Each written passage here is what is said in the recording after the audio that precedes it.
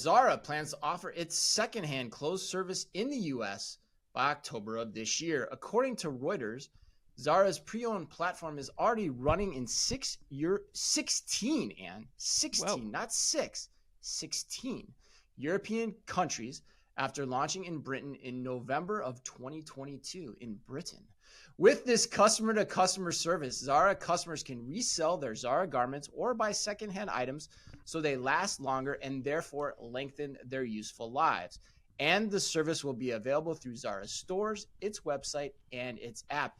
And Yes. are you buying or selling Zara pre-owned? And more importantly, what is your rubric for how fashion apparel retailers should attack the secondhand market, if at all? I sound like A&M there.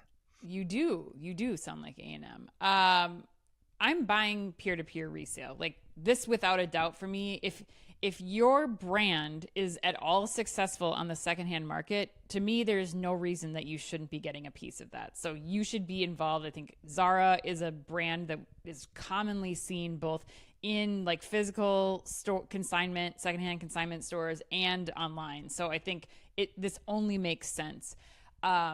The part of it about the like donation and repair part, I'm a little confused. Unless there's some kind of discount or incentive for the buyers in this case, or the customers, that part I guess I wouldn't focus as much on. I'd just go full in on peer-to-peer. But I think it's another way to bring people into your brand.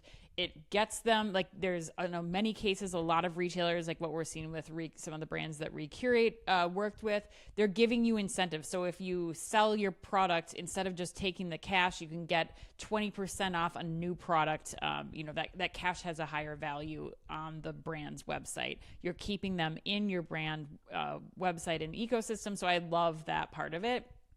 I also think, Chris, that the other thing to keep in mind here is as we talk about how we're searching for products and we bring in things like Google Lens or other ways to shop using visual search, I think this could also be a search play for some of these retailers, because if that, blazer that I see somebody wearing on the street, odds are that maybe at a year old or something. And if that still exists in Zara's, secondhand resale site, they show up on that and they capture that image in that site because they probably have the highest quality image of that product versus something that, somebody posts on Poshmark or something. So I think you get people there too. And at the end of the day, it costs Zara so little to make these products that I have to imagine that this investment, which it is an upfront capital investment, will pay off in the long run, and we'll see an increase to traffic and to spend at Zara compared to other retailers. But what are your thoughts here? I think similar to yours. I mean, I think the questions I want to ask you a little bit more, just to get your thoughts on, is because you definitely know this subject more than I do. So you're saying that any fashion apparel retailer that whose brands are being resold on all these traditional sites, they should be thinking about this to the same degree that Zara is. And so, without a doubt. So my question though is, as we double click into that, so there's different ways to do that, right? Do you recommend that people own the inventory? Never. Do they? No. So you're brokering the transaction, like you're brokering the peer-to-peer transaction, like 100%. We've seen recently a lot of people doing. Okay. Yep. And then do you do this through your own site, or do you do it through like a standalone site, a third-party site? Like, how do you think about that? I think if you can do this within your own site, that's the best way to do it. I mean, by all means, people poke holes in that argument, but I just think that the more you can keep this all happening in one place versus, I forget what we were talking about a couple of weeks ago with Ben Miller on the show, but like it was IKEA resale. Like you have to go to a different site. Yeah. Like that is not the experience that people want. In that case, like you're better off, like now you have to figure out how to drive people to that site versus your own site. But I think, if you can keep this on your own brand site, that is where you win.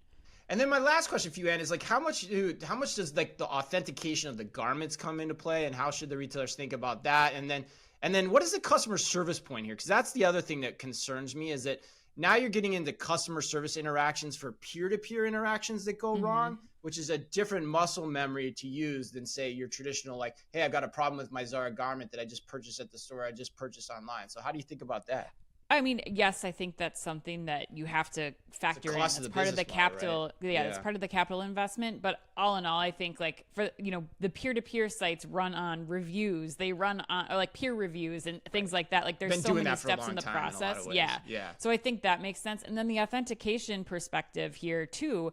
I mean, again, this is where Recurate was so smart, Yeah. and especially looking at like I have the record that you purchased this item at my store on this date. We can even use the same images that you put. Right. Like I think that's like truly a way to make sure that you're successful in this peer-to-peer transaction.